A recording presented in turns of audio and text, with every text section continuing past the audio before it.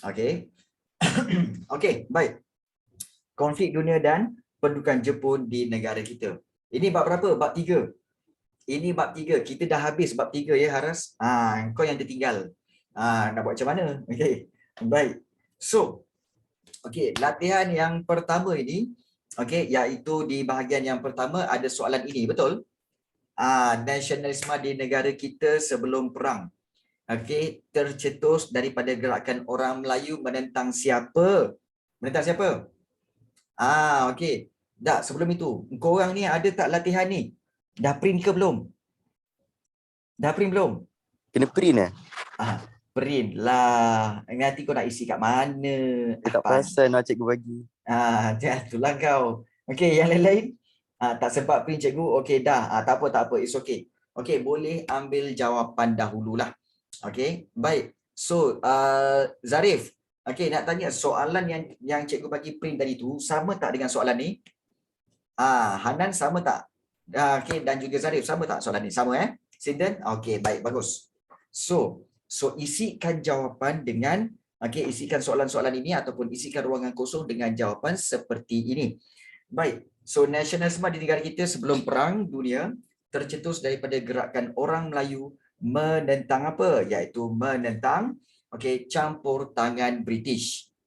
Okey, ingat sebelum Perang Dunia yang pertama iaitu pada tahun 1914, negara kita dah ada gerakan orang Melayu menentang campur tangan British. Dan gerakan awal secara terbuka, itu mendapat reaksi dan tindak balas yang keras daripada British. Gerakan awal yang secara terbuka, iaitu yang dilakukan oleh seperti Tok Janggut, ataupun Datuk Bahaman, ataupun juga yang dilakukan oleh Datuk Maharaja Lela. Itu gerakan awal secara terbuka, open. Mereka menyerang face to face.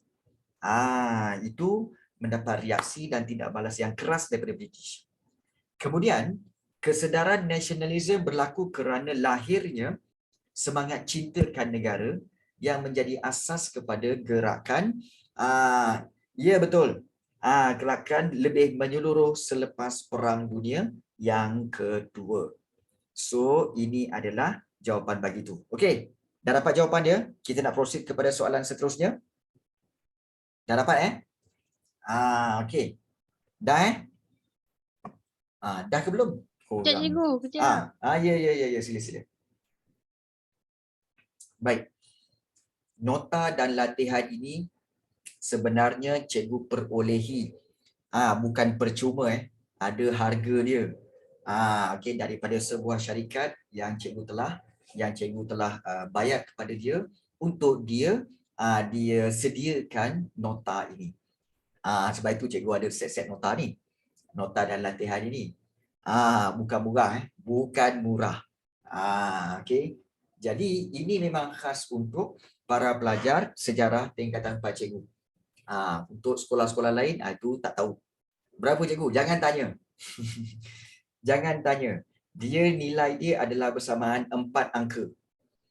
Nilai nota-nota ni semua 4 angka okey, baik.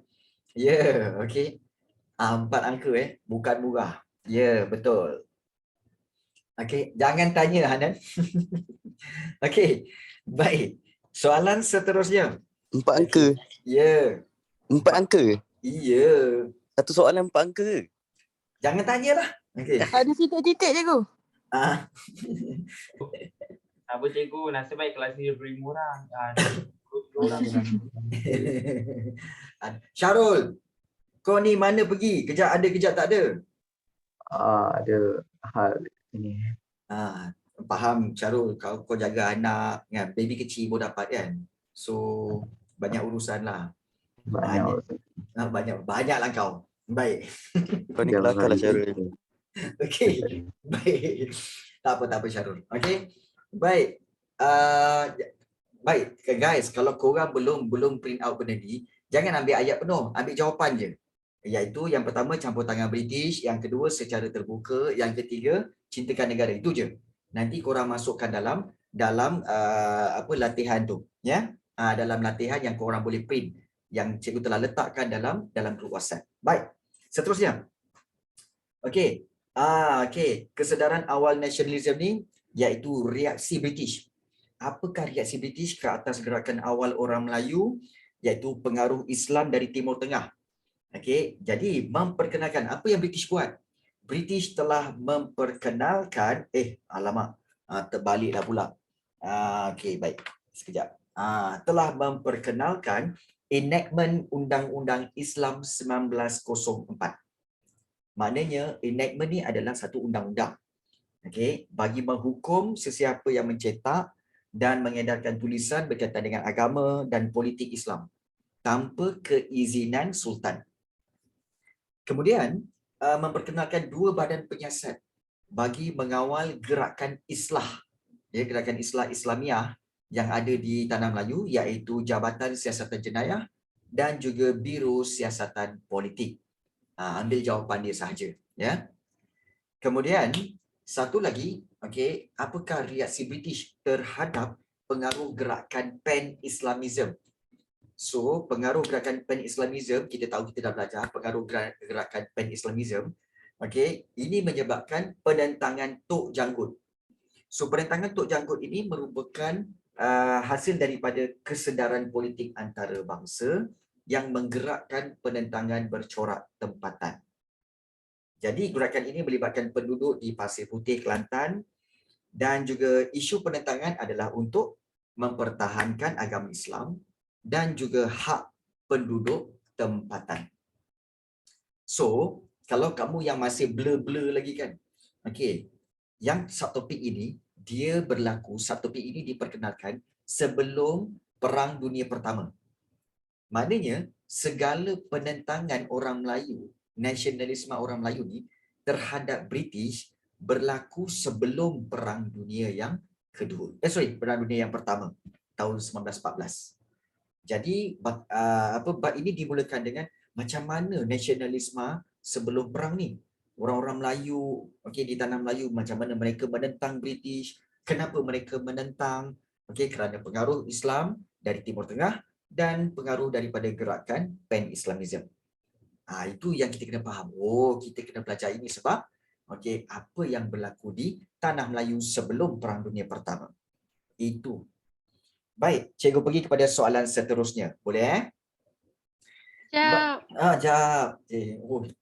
Hanan pakai ni pakai emoji je. Okey. Nasib baik kelas ni lebih 10 orang. Kena salin cikgu. Tak, ambillah jawapan dia sebab nanti boleh dimasukkan dalam kertas yang kamu print tu. Okey. Sebelum itu Haras, bila kau nak jamming dengan cikgu? Kau dah janji hari tu nak jamming dengan cikgu. Cikgu dah boleh. Cikgu dah study dah lagu MIA, Avenged Sevenfold. Bad Country. Bad Country. Boleh. Cikgu set time saya datang. Okey. Berapa kali dah dengar ni? Okey. Satu. Tapi lagu yang paling best ni, System of Down. Chop Suey. Chop suey lama. Okey. Apa benda ni? Apa benda? Okey. Baik. Jangan tanya. Okey, jangan tanya. Alright. Kita teruskan. Okey, dengan soalan seterusnya. Baik, kita set lagu dekat aku je. Okey, boleh macam tu. Baik.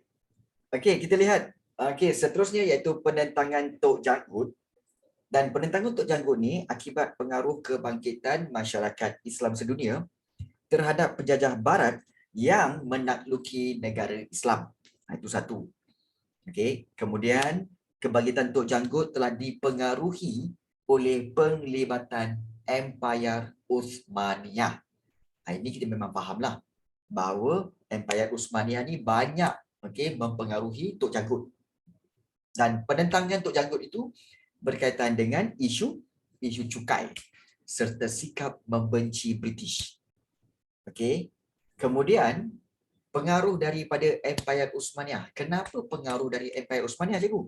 Sebab empayar ini terlibat dalam Perang Dunia Pertama. Kita masih ingat lagi Perang Dunia Pertama, okey, iaitu kuasa kuasa apa? Kuasa paksi dan satu lagi kuasa apa? Kuasa tengah. Okey, kuasa tengah. Jadi kita tahu Empayar Uthmaniyah telah join Jerman. Okey, iaitu kuasa tengah untuk terlibat dalam Perang Dunia Pertama. So, perang yang meletus ini menarik perhatian pemimpin negeri Melayu untuk menyokong Khalifah Empayar Uthmaniyah. Yang mana Khalifah Empayar Uthmaniyah ni dianggap pelindung umat Islam serta penaung, maknanya pelindung bagi tanah suci Mekah dan Madinah. Sebab itu tanah Melayu, orang-orang tanah Melayu pada sebelum semasa Perang Dunia Pertama, mereka menyokong Uthmaniyah. Kerana Uthmaniyah dianggap sebagai pelindung umat Islam dan juga penaung kepada dua tanah suci Islam iaitu Mekah dan Madinah. Jadi itu yang berlaku sebelum Perang Dunia yang Pertama. Alright. Kalau nak cepat lagi mungkin kamu boleh snap lah. Snap, ambil phone kan. Snap gambar tu. Bunyi dia apa? Kecekek. Bunyi dia. Boleh snap gambar Okey. Yang ada kertas boleh salin. Okey. Cikgu cuba buat bunyi tu lagi sekali. Kau tak payah. Kan? Okey. Cikgu. Ya. Logik je kalau ada satu kaedah penghafalan dia macam ni, cikgu. Kita tengah tengok komputer kan, cikgu. Tengok komputer, tengok tajuk semua tu. So, kita nak ingat, kita ingat yang kita bagi pandang komputer tu. Boleh je. Tak, kita ingat kita tengah pandang, lepas tu kita imagine apa yang kita tengah pandang. Boleh je. Boleh je. Maknanya itu yang dikatakan sebagai photo memory. Maknanya kita kata memory yang cara mengingat dengan menggambarkan. Boleh je, tak ada masalah pun. Dan satu lagi kita nak bagi tahu tentang apa tahu? Tentang nombor-nombor subtopik. Ingat tak nombor subtopik bab 3? Bab 3 3.1 nasionalisme. Di tanah Melayu sebelum Perang Dunia yang Pertama. 3.2 Perang Dunia Pertama. 3.3 Perang Dunia Kedua. 3.4 Perang Dunia Kedua di Pasifik. So, nombor-nombor itu dan susunan dia itu, kalau kamu ingat, kamu akan faham. Memori itu lama. Kalau cikgu punya kecil. Macam memori kita, cikgu. Macam memori kita lah. Memori kita dua. Jom kita teruskan dengan soalan seterusnya. Iaitu kesan kegagalan. Kita tahu penentangan Tok Jangkut ni gagal. Dan apakah akibat daripada kegagalan penentangan bersenjata Tok Jangkut itu? Baik, kesan kegagalannya memang banyak. Yang ini cikgu syorkan untuk ambil gambar lah, kecekek tu. Kecekek tu Lagi sekali, cikgu, lagi sekali. Tak payah. Aduh. Kesan kegagalan. Ini kelas tau. Penentangan bersenjata Tok Jangkut. Sama pula bunyinya, cikgu. Iaitu British mewujudkan undang-undang. Itu kesan dia. Maknanya selepas penentangan Tok Jangkut, British telah mewujudkan undang-undang yang mengawal kebebasan, penerbitan, kemudian berpersatuan, kemudian kawalan ketat terhadap kegiatan yang boleh mengancam kedudukan mereka. So, iaitu yang pertama, wujudkan undang-undang. Yang kedua, maknanya ini telah memaksa, yang kedua, masyarakat Melayu menyusun strategi lain untuk menentang pihak British. Jadi, apakah caranya? Iaitu penentangan secara akhbar dan majalah. Maknanya, akhbar dan majalah menjadi wahana penting. Wahana tu maknanya medium ataupun alat. Menjadi alat penting untuk meniupkan kesedaran kebangsaan. Wahana. Dan kesedaran politik ini dihalang oleh undang-undang British. Jadi itu kesan dia. Kesedaran politik yang timbul telah dihalang oleh undang-undang British. Nampak tak? Itu yang berlaku semasa sebelum Perang Dunia yang Pertama. Okey, dah kecekek dah. Dah kecekek dah kecekek Dah cikgu dah. dah. No, udah. Aduh, tak sempat lah. Ah. Nak klip. Aduh. Okey. Dia kalau bahasa Melayu biasa dia ambil bunyi kecekek. Tapi kalau bahasa Jawa bunyi dia ceder. Itu sempat. Okey, baik. Okey. Suka hati kau je. Baik. Cikgu saya screenshot. Okey. English. English. Bunyinya kecil. Macam tu. Tak, Dah. Dah ready lah cikgu, jangan risau lah. Screenshot sini. Bukan bunyi screenshot. Saya bukan haras. Okey, baik. Kita pergi kepada soalan seterusnya. Korang buat merepek, memang merepek. Tak apa, kita form 4, relax sudah. Kan? Kita form 4, relax sudah kan? Okey. Baik. Soalan seterusnya. Kita pergi kepada soalan seterusnya. Okey. Okey, kita dah masuk kepada faktor yang mencetuskan Perang Dunia Pertama. Okey, ingat ini. Kalau cikgu kan, cikgu akan ingat gambaran dia tau. Cikgu akan kecek pakai mata. Iaitu yang pertama, persaingan kuasa imperialis. Yang kedua, Pakatan Ketenteraan. Dan yang ketiga, krisis Balkan. Ini faktor pencetus Perang Dunia Pertama. Perang Dunia Pertama. Baik. So, okey, dia punya huraian tentang persaingan kuasa imperialis, okey, iaitu perkembangan revolusi industri. Ya, menyebabkan berlaku persaingan kuasa imperialis di Eropah. Itu memang kita tahu. Persaingan kuasa imperialis tu. Dan mereka bersaing untuk mendapatkan tanah jajahan bagi memperoleh bahan mentah seperti biji timah. Mereka juga ingin memasarkan hasil industri mereka. Memasarkan tu maknanya menjual barang-barang yang diorang hasilkan dekat industri tu, jual ke tanah jajahan. Dan persaingan tersebut membawa permusuhan. Persaingan membawa permusuhan antara kuasa imperialis di Eropah. So itu faktor pertama, persaingan kuasa imperialis. Faktor yang kedua, Pakatan Ketenteraan. So bila dah start bermusuh antara kuasa Eropah ini, menyebabkan tertubuhlah dua pakatan. Iaitu pertama, Pakatan Kuasa Tengah dan yang satu lagi Pakatan Bertiga. Cikgu pun lupa tadi kan.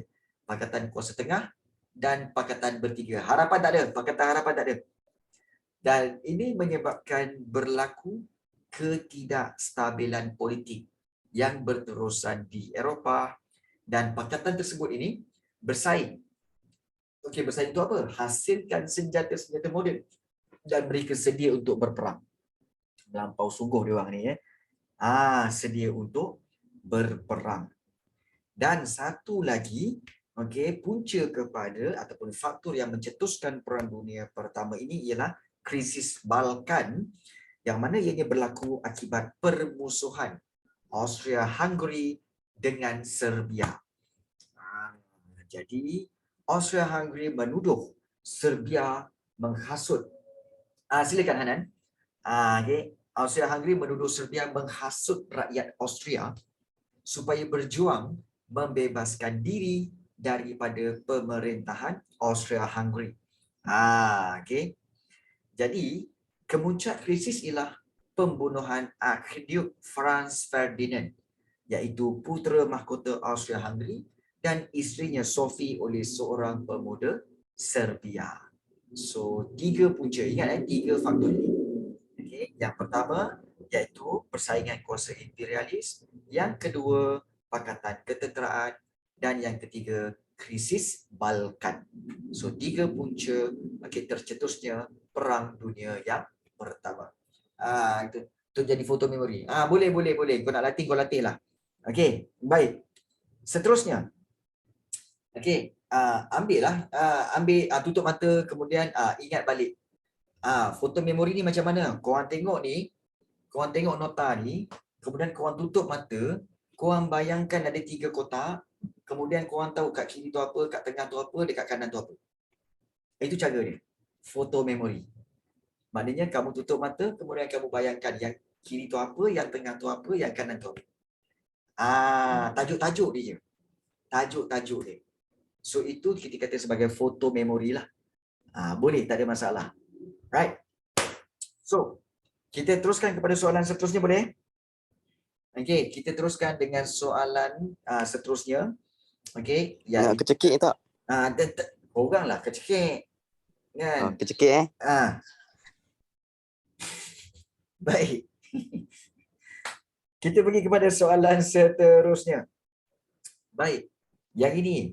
Okey, selepas Perang Dunia berakhir Perang Dunia Pertama, iaitu dengan Perjanjian Versailles yang ditandatangani antara Pakatan Bertiga dengan Jerman pada 28 Jun 1919 dan senaraikan perjanjian tersebut. So, apakah isi kandungan perjanjian tersebut? Isi kandungannya adalah iaitu ini kita kata Jerman Ini perjanjian ini kita kata apa yang Jerman kena buat. Pertama, Jerman kena bertanggungjawab terhadap kemusnahan akibat perang. Jerman juga. Kedua, Jerman kena hadkan saiz angkatan tentera. Hadkan tu maknanya kena kecilkan saiz angkatan tentera. Yang ketiga, iaitu Jerman kena membayar pampasan kepada Pakatan Bertiga. Pampasan ni maknanya ganti rugi atas kerosakan kemusnahan yang telah berlaku semasa Perang Dunia Pertama.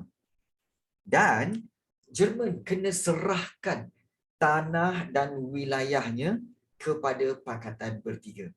Sedih. Memang sedih. Apa yang berlaku kepada Jerman memang sedih. Jadi itulah pengakhiran bagi kuasa yang dikatakan sangat hebat suatu ketika dahulu, iaitu Jerman. Baik. Dapat? Dah kecekek? Dah ceder? Dah? Okey, baik. Dah. Sinden, dah tulis Sinden? Dah habis? Yang menulis boleh menulis. Yang screenshot boleh screenshot. Okey, untuk pemahaman kamu. Dah, sebelum Macam mana bunyi dia, cikgu? tak payah. Kecekik. Tak payah. Okey, baik. Sebelum itu, di sekolah kamu dah masuk bab 3 dah? Dah. Okey, baik. Bagus. Belum. Habis lagi bab 2. Oh, tak habis lagi. Dah masuk dah bab 4. Oh, dah masuk bab 4. Okey, baik. Bagus. Belum lagi? Tak apa. Tak apa. Yang penting, okey, cikgu tak lari jauh daripada sekolah kamu. Oh, ada lagi tu. Bab 1 pun. Aduh. Okey, bab 1. Okey, kita pergi pada soalan seterusnya. Okey, iaitu kesan Perang Dunia Pertama. Okey, dah masuklah hari tu, tapi cikgu tu pun cikgu tangkap muat je. Allah. Tangkap muat kalau tangkap muat tu memang muat lah Amirah. Sebab dah tangkap dan muat, dia muatkan je lah, memang muat lah. Okey, baik. Perang Dunia yang Pertama, kesan dia. Pertama, keruntuhan pemerintahan beraja. Yang kedua, keruntuhan Empire Austria-Hungary. Dan yang ketiga, kesan terhadap negara kita, iaitu kesan dia apa? Jom kita tengok. Baik. Yang ini memang cikgu shortkan kecekek lah. Okay. Kecekek lah. Mak air panjangnya. Ambil kau. Okay. Iaitu, kalau kita lihat, keruntuhan pemerintahan beraja kerana apa? Okey, menamatkan sistem pemerintahan beraja di Jerman, Austria-Hungary, Rusia dan juga Empire Uthmaniyah.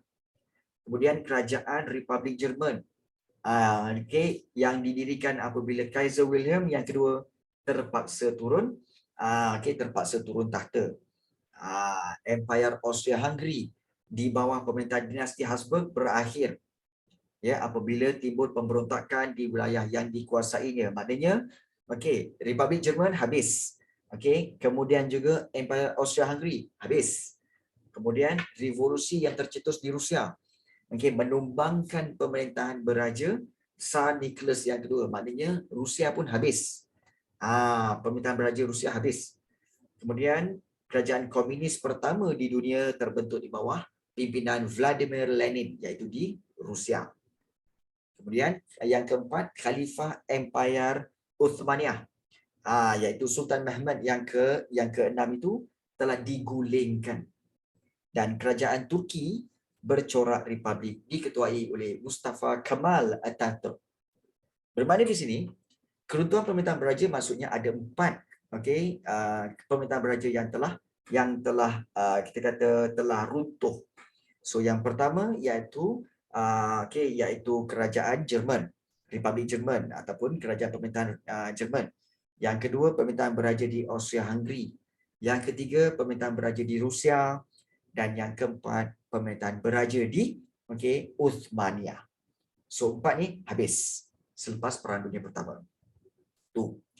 Yang kedua, iaitu keruntuhan Empayar Austria-Hungary ini telah mencetuskan ataupun melahirkan negara-negara baru.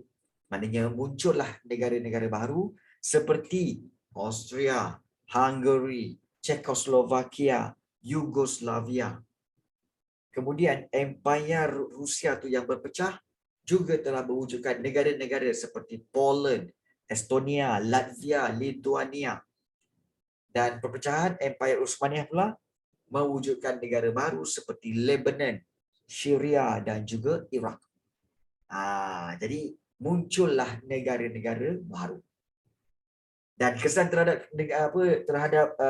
negara kita, raja-raja Melayu diminta menandatangani perisytiharan perang yang menyokong dan memberikan taat setia kepada British. Undang-undang berkaitan dengan perang pun diluluskan oleh British dan memperuntukkan kuasa Pesuruhjaya 3 British untuk letakkan negeri Melayu di bawah undang-undang tentera. Dan kemakmuran ekonomi negeri Melayu. Ingat, kemakmuran maksudnya kekayaan atau kemewahan. So, kekayaan dan kemewahan negeri-negeri Melayu ini telah dimanipulasi. Maknanya telah ditipu, telah diambil alih, telah dieksploitasi oleh British. Kita tak apa. Dan wang hasil biji timah dan getah digunakan untuk membiayai operasi British dalam Perang Dunia Pertama. Memang kita tak famous dalam Perang Dunia Pertama sebab kita tak terlibat pun. Kita tidak terlibat secara langsung. Cuma penjajah kita iaitu British yang terlibat secara langsung dalam Perang Dunia Pertama. Yalah, dia orang ambil duit kita lah. Baik. Itu berkaitan dengan kesan Perang Dunia Pertama. Seterusnya, kita lihat di sini iaitu berkaitan dengan faktor-faktor yang mencetuskan Perang Dunia Kedua pula. Gunakan foto memori. Cikgu. Saya tak sempat kecekik tadi. Kecekik tadi, kau pergi mana? Handphone ambil bateri lah. Aduh, kau ni kan. Handphone pula. Tap.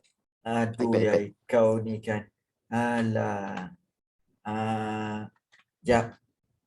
Kejap. Mana pula perginya? Kecekik sekarang. Okay, dah. Aduh. Kau ni kan. Nasib baik seorang je Haras macam ni. Kalau ramai 10 orang macam Haras ni kan, bankrupt. Okey. Baik. Dalam 4 angka tak boleh. Tahu pun kau. Okey. Baik. So kita lihat faktor yang mencetuskan Perang Dunia Kedua ada 3 juga. Okey. Tapi rasanya kemunculan ideologi baru, kemudian ketidakpuasan hati terhadap perjanjian Versailles dan juga krisis Balkan. Mana ada krisis Balkan? Ini typo lah ni. Ni kadang-kadang dia orang ni typo. Almaklumlah, dia orang yang buat. Macam mana 4 angka boleh typo, cikgu? Yelah, sebab dia orang nak buat cepat. Cikgu pula nak semak, tak sempat nak semak. Jadi, inilah jadi. But it's okay. It's okay, cikgu boleh betulkan dia. Ini baik. Angka perpuluhan ke angka depan? Ini angka depan lah. Baik. Okay. Kemunculan ideologi baru. Baik, ingat 2 ideologi baru iaitu kalau kita lihat, penduduk Itali dan Jerman mengadakan gerakan politik radikal bagi mengatasi masalah kemelesetan ekonomi, dan gerakan ini dipimpin oleh pemimpin nasionalis berfaham melampau iaitu 2 ini. Fasism di Itali dan Nazism di Jerman. 2 ni 2 fahaman ini. fasism dan juga Nazism. Itu yang pertama. Okey. Yang kedua, okey, tak puas hati, ketidakpuasan hati terhadap perjanjian Versailles. Siapa yang tak puas hati? Jerman lah. So Jerman menganggap perjanjian Versailles ini tidak adil dan telah menjejaskan kedaulatan negaranya. Selain daripada kehilangan tanah jajahan, pampasan perang yang tinggi perlu dibayar, menyebabkan Jerman mengalami kemelesetan ekonomi dan inflasi yang teruk. Dan Itali sebagai negara yang menyertai Pakatan Bertiga, okey, Itali pun, okey, yang menyertai Pakatan Bertiga pun tak puas hati terhadap perjanjian ini sebab Itali tidak diberikan tanah jajahan. Okey, tanah jajahan baru seperti yang diperolehi oleh Perancis dan juga Poland. Dan yang krisis Balkan tu sebenarnya itu bukan krisis Balkan. Okey, iaitu sebenarnya adalah kegagalan Liga Bangsa-Bangsa. Itu bukan krisis Balkan Itu sebenarnya adalah kegagalan Liga Bangsa-Bangsa. Iaitu Liga Bangsa-Bangsa sebenarnya berperanan untuk memastikan keamanan dunia dan juga mewujudkan kerjasama antarabangsa. Tapi Liga Bangsa-Bangsa gagal dalam usaha menguatkuasakan perjanjian.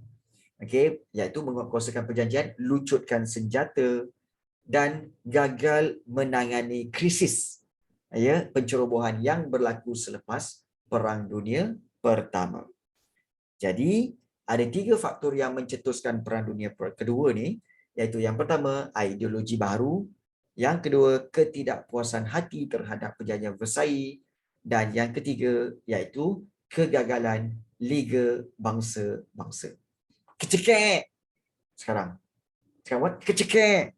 Dah. Sekejap. Bunyi macam tercekik. Tercekik. Tercekik. Dah kecekek dah. Itulah. Bunyi macam tercekik. Okey. Baik. So, dapat okey, baik. So, ramai yang dah dapat. Okey, so kita proceed dengan soalan seterusnya. Dan jangan lupa nanti kamu masukkan dalam nota tu ya. Dalam nota yang telah cikgu letakkan dalam grup WhatsApp tu. Baik. Kita lihat di sini. Okey, faktor kejayaan kuasa bersekutu dalam Perang Dunia Kedua. Apakah faktornya? Maknanya kita tahu kuasa bersekutu menang dalam Perang Dunia Kedua, tetapi apakah faktornya? Iaitu faktornya adalah ini dia 4 dia. Ya, kerjasama kuasa-kuasa besar, iaitu kerjasama di antara Rusia, Britain dan juga Amerika Syarikat. Kerjasama kuasa besar. Yang kedua iaitu keberkesanan strategi serangan, iaitu keberkesanan strategi seperti Ops D-Day dan sebagainya lah. Kemudian faktor seterusnya iaitu kegagalan operasi menawan Rusia, iaitu kegagalan operasi Barbarossa. Gagal. Dan juga satu lagi faktor kejayaan kuasa bersekutu iaitu kejayaan operasi pendaratan tentera bersekutu. Di mana? Iaitu di Normandy. Ingat lagi nama tempat tu? Normandy, iaitu di France. Jadi kejayaan operasi pendaratan tentera bersekutu di Normandy itu telah menjadi faktor kejayaan kuasa bersekutu. So senang je sebenarnya. So kerjasama kuasa besar, keberkesanan strategi serangan, kegagalan operasi menawan Rusia dan juga kejayaan operasi pendaratan tentera bersekutu. So itu antara kita kata sebagai faktor-faktor kejayaan kuasa bersekutu. Baik. Boleh kita teruskan? Boleh kita teruskan Boleh. Alright. So kita teruskan dengan soalan seterusnya. Okey. Okey. So sekarang kita telah lihat kita nak lihat dasar perluasan kuasa Jepun. Okey. Baik. Dasar perluasan kuasa Jepun ini merujuk kepada kita kata sebagai antara faktor-faktor kenapa Jepun melakukan peluasan kuasa.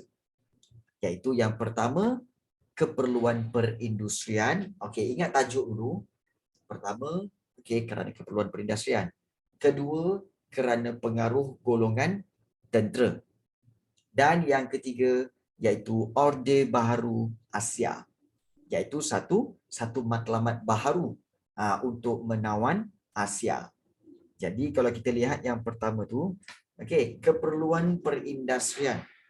So pada akhir abad ke-19, Jepun sebagai sebuah kuasa industri berusaha mengurangkan penggantungan kepada negara barat untuk mendapatkan bahan mentah. Dah tak nak bergantung pada Britain, Amerika Syarikat, tak nak. Jadi Jepun perlukan wilayah yang dapat membekalkan bahan mentah dan menjadi kawasan pasaran bagi mengembangkan lagi perindustrian. Maknanya Jepun pun ada niat nak maju macam Britain, nak moden macam Britain, nak moden macam Amerika. Jadi nak moden kena buat perindustrian. Bila nak buat perindustrian perlu ada banyak bahan mentah. Jadi sebab itu dia memulakan serangan peluasan kuasa ni. Pengaruh golongan tentera. Pada abad ke-20, Jepun mempunyai angkatan tentera paling moden di Asia. Dan Jepun semakin agresif apabila golongan tentera, ingat golongan tentera telah menguasai politik pada tahun 1932. Maksud menguasai politik tu, maksudnya adalah golongan-golongan tentera ini, general-general tentera dan sebagainya, mereka telah menjadi menteri-menteri dalam pentadbiran negara Jepun. Bila menteri-menteri ini adalah daripada golongan tentera, sudah tentu mereka punya decision, mereka buat pilihan, mereka buat keputusan based on pemikiran secara ketenteraan. Nampak tak? Jadi golongan tentera ini berpendapat bahawa masalah ekonomi Jepun boleh diselesaikan menerusi penaklukan. Maknanya jajah, confirm kita boleh settle masalah. So kena penaklukan kawasan yang kaya dengan bahan mentah dan boleh menjadi kawasan pasaran. Sebab itu pada Oktober 1941, General Hideki Tojo menjadi Perdana Menteri Jepun. Bila dia jadi Perdana Menteri Jepun, maka dia telah membawa Jepun terlibat dalam peperangan. Cikgu macam nak sebut nama dia? Hideki Tojo. Hideki Tojo. Hideki Tojo. Dia bukan dia bukan Jo, dia Tojo. Tojo. Bukan Jo. Dia Jo. Hideki Tojo. Tojo gitu. Macam France lah. Macam Jepun. Memang Jepun Memang Jepun lah tu. Okay. Hideki Tojo. Kau sebut apa nama Hideki Tojo. Dah macam nak sebut nama makanan dalam sushi je. Okey, baik. Seterusnya. Betul. Orde Baharu. Kita lihat di sini iaitu Orde Baharu Asia, di mana di bawah pengaruh tentera dasar luar Jepun terarah, maknanya lebih fokus kepada matlamat untuk mengembangkan kuasa, mewujudkan kebebasan ekonomi dan menentang imperialisme barat. Maknanya Jepun nak menentang penjajahan barat. So Jepun wujudkanlah Orde Baharu di Asia Timur. Maknanya satu kita kata kempen, Orde Baharu maknanya kempen baharu di Asia, di mana Jepun nak gabungkan Jepun, Korea, China dan Manchuria ke dalam satu blok ekonomi yang dipanggil kawasan sekemakmuran bersama Asia Timur Raya. Itu kawasan dia. Jadi orde tersebut kemudiannya dikembangkan ke seluruh Asia. Maknanya kempen untuk gabungkan semua negara-negara Asia Timur ni telah dimulakan oleh Jepun. Dan kenapa nak digabungkan? Supaya Jepun dapat keuntungan dari sudut ekonomi. Jadi itulah dia peranan Orde Baharu Asia. Matlamat dia. Macam kita seolah-olah kita nak menjajah Indonesia, Singapura apa semua, supaya kita nak membentuk sebuah kawasan Melayu je. Tak boleh lah kan. Itu akan melakukan penjajahan. Kita terus kepada soalan seterusnya. Baik. Soalan dah kecekek Dia dah ambil pun dah ambil Baik. Dah. Alright. Kita pergi. Sekejap. Alamak, terlepas lagi. Kau kenapa? Lupa lah. Kau dilupa je. Ambil. Tahulah phone korang memang phone yang apa, yang hebat-hebat. Bunyi pun tak ada kecekek. Bunyi klik. Klik. Okey dah. Kan. Baik. Kita lihat seterusnya, iaitu berkaitan dengan apakah kesan Perang Dunia Kedua. Kesan Perang Dunia Kedua memang ada 4, iaitu kita tahulah peperangan menyebabkan kematian, kesengsaraan, kelaparan, ketakutan, kezaliman, kemiskinan. Memang. Dan Perang Dunia Kedua telah mengorbankan hampir 75 juta nyawa manusia. Maknanya memang ramai gila lah yang mati. Jadi, dan membawa kemusnahan harta benda, dan kita sewajarnya mengambil iktibarlah daripada peristiwa Perang Dunia Kedua ni untuk kita menghargai nikmat keamanan dan belajar untuk hidup bersama-sama dalam keadaan aman dan harmoni. So, ini adalah kesan Perang Dunia Kedua. Ini ada juga orang yang berharap kepada Perang Dunia Ketiga. Betul. Baik. Boleh kita teruskan? Boleh? Dah kecekek dah? Boleh. Alright. Dah kecekek. Boleh. Dah screenshot. Dah. Alright. Baik. So, kita teruskan lagi dengan seterusnya. Iaitu berkaitan dengan faktor kedatangan Jepun. Baik, faktor kedatangan Jepun ke negara kita memang ada 2 sebab sahaja. Iaitu eksploitasi sumber bahan mentah dan satu lagi kepentingan strategik ketenteraan. Iaitu kalau kita lihat di sini, ini pun korang memang kena kecekek lah. Iaitu Jepun, untuk eksploitasi sumber bahan mentah. Jepun sebenarnya ingin mengeksploitasi, maknanya membolot. Eksploitasi itu maknanya membolot, menguasai kekayaan bahan mentah di negara kita untuk keperluan perindustrian mereka.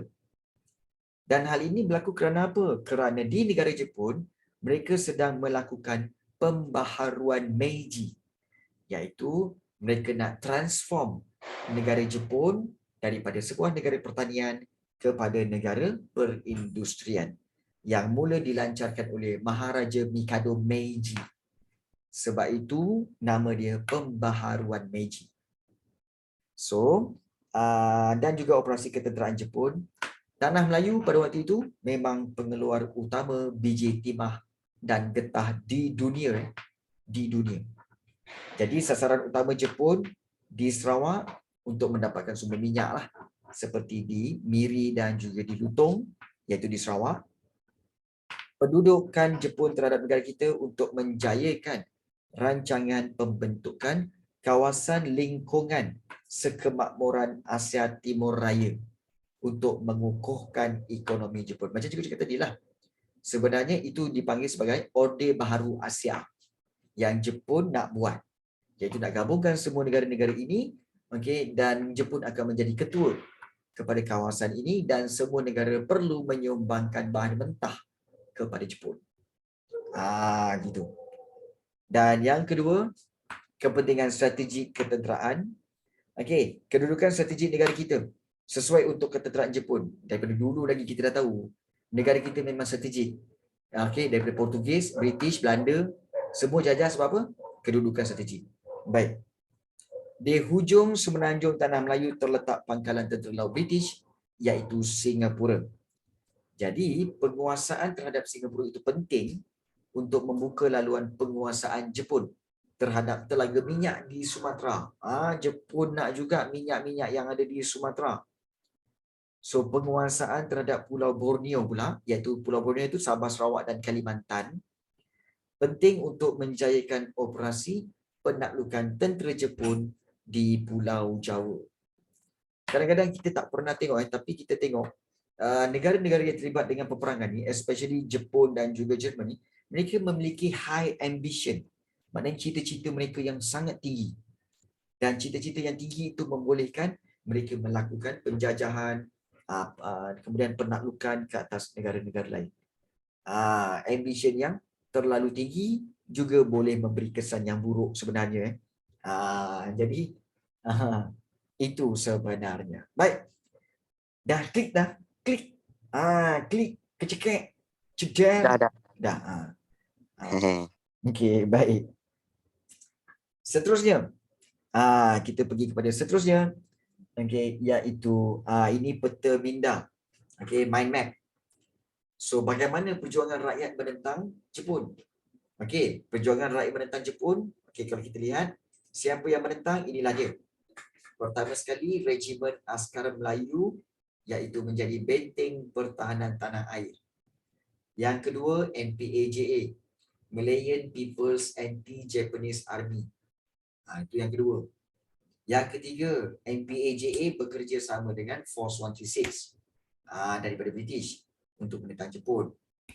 Yang keempat, kerjasama antara Parti Kuomintang dan MPAJA bagi menentang Jepun. Kemudian adanya Force 136, yang ditubuhkan di Kedah seperti askar di Perak, iaitu Askar Melayu Setia. Kemudian juga di Pahang, iaitu Gerila Pahang. So itu antara contoh-contoh pasukan Force 136.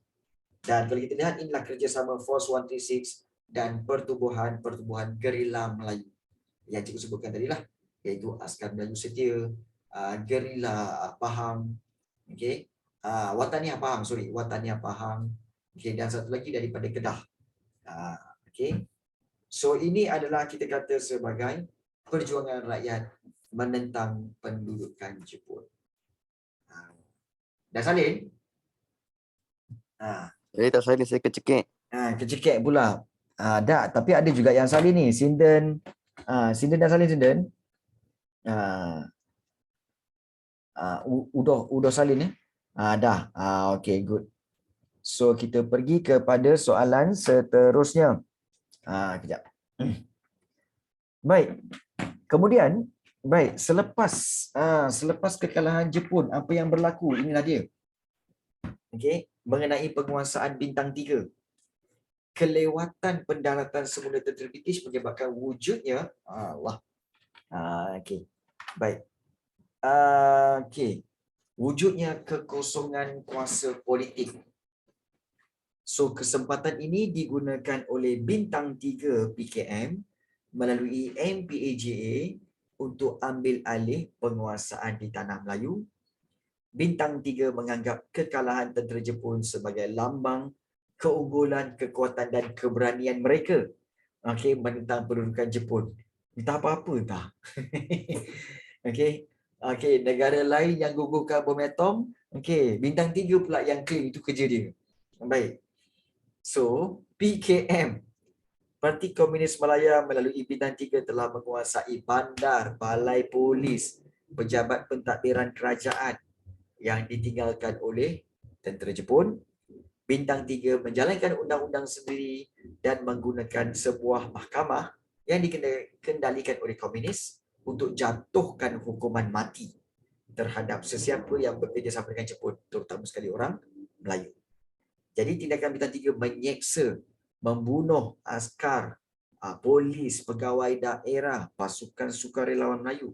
Ini dianggap perbuatan yang melampau dan mencabar kesabaran orang Melayu. Selama lebih kurang 14 hari, tanah Melayu berada di bawah penguasaan bintang 3. Nampak tak? So kalau kita fikir balik, kenapa bintang 3 boleh masuk dan menguasai tanah Melayu? Kerana adanya kekosongan pemerintahan, dipanggil kekosongan kuasa politik. Tiba-tiba Jepun balik, tak ada orang yang merintah. Bila tak ada orang merintah, bintang 3 pun keluarlah daripada hutan, masuk pejabat pentadbiran dan katakan bahawa mereka lah yang sepatutnya memerintah. Sudah.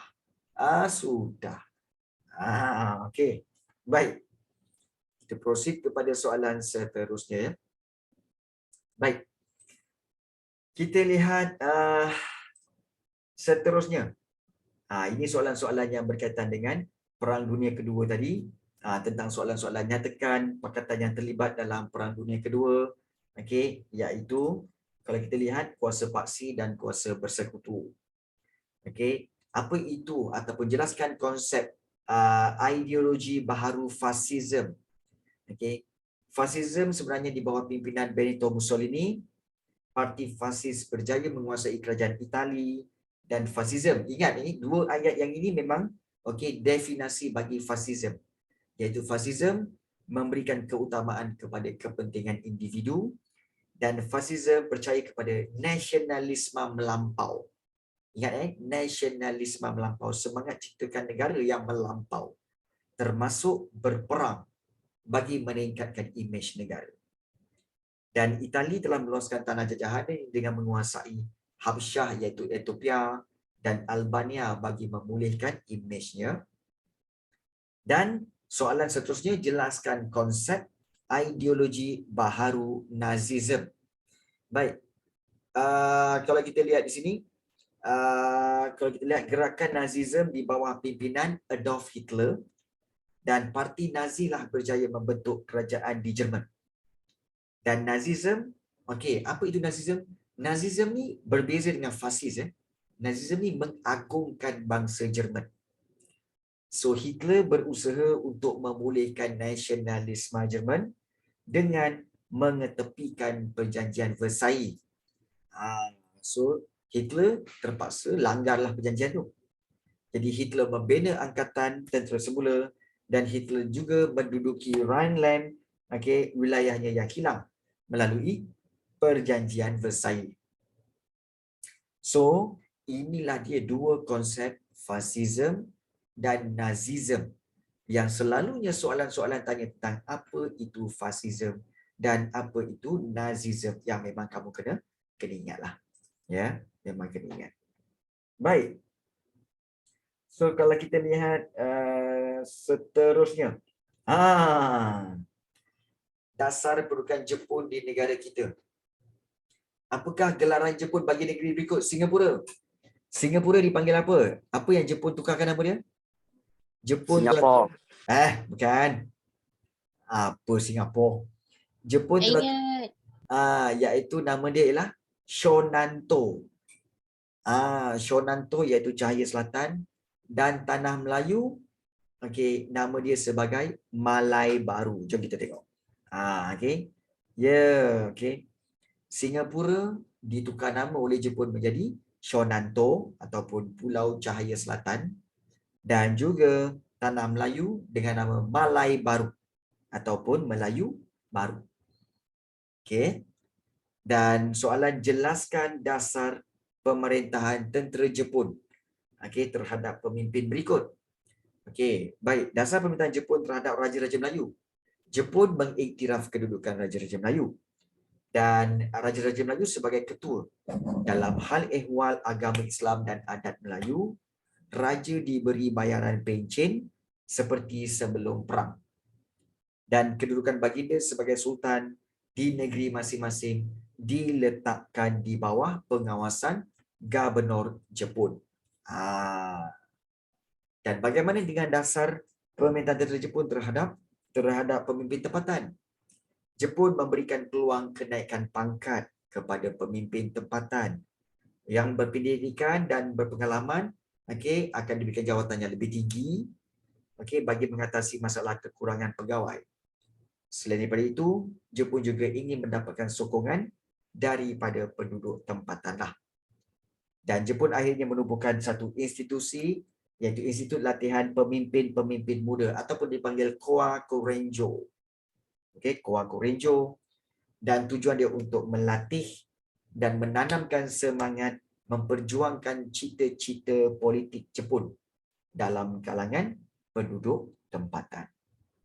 So ini yang kita lihat berkaitan dengan dasar pendudukan Jepun. Okey. Baik. So kamu kena ingat, semua orang yang meet Malay, mengapa Kesatuan Melayu Muda gagal dalam perjuangan politiknya? Baik, Kesatuan Melayu Muda sebenarnya adalah satu pertubuhan yang telah membantu Jepun dalam menjajah tanah Melayu. Sebab Kesatuan Melayu Muda kata bahawa mereka mahu Jepun menghalau British. Sebab itu Kesatuan Melayu Muda memberi bantuan kepada tentera-tentera Jepun. Kalau mengantuk kena study ke tak payah. Kalau mengantuk tidur. Okey. Baik. Mengapa Kesatuan Melayu Muda gagal dalam perjuangan politiknya? Kerana penangkapan pemimpin dia iaitu Ibrahim Haji Yaakob. Kemudian penangkapan 150 orang penyokong-penyokong KMM oleh Jepun. Jepun tangkap dan dipenjarakan. Tangkap Ibrahim Haji Yaakob, tangkap penyokong-penyokong KMM. Dan Kesatuan Melayu Muda gagal apabila Jepun kalah secara mendadak, maknanya secara tiba-tiba. Kemudian Soekarno telah mengisytiharkan kemerdekaan Indonesia yang lebih awal dan kemudian British kembali menguasai tanah Melayu. Dan sistem ketenteraan British lebih maju, sokongan terhadap KMM tidak menyeluruh, iaitu matlamat politik KMM hanya didukung oleh hanya dibantu oleh sebahagian kecil orang Melayu. Dan perjuangan KMM lebih condong kepada Indonesia. Ingat KMM ni, dia apa matlamat dia? Dia nak gabungkan tanah Melayu dengan Indonesia menjadi apa? Menjadi Melayu Raya. Ingat tu. Melayu Raya. Melayu Raya kan? Jadi itu matlamat KMM sebenarnya. Tapi tak tercapai. Kerana apa? Inilah dia. Pemimpin kena tangkap. Penyokong pun kena tangkap. Kemudian dia Jepun kalah mendadak. Soekarno pula dah isytiharkan Indonesia merdeka lebih awal. So tak sempat nak gabungkan dengan tanah Melayu. So inilah menyebabkan KMM ini gagal. Maka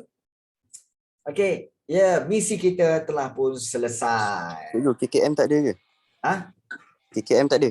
KKM tu Kementerian Kesihatan. Kau jangan buat main. Salah. Lain.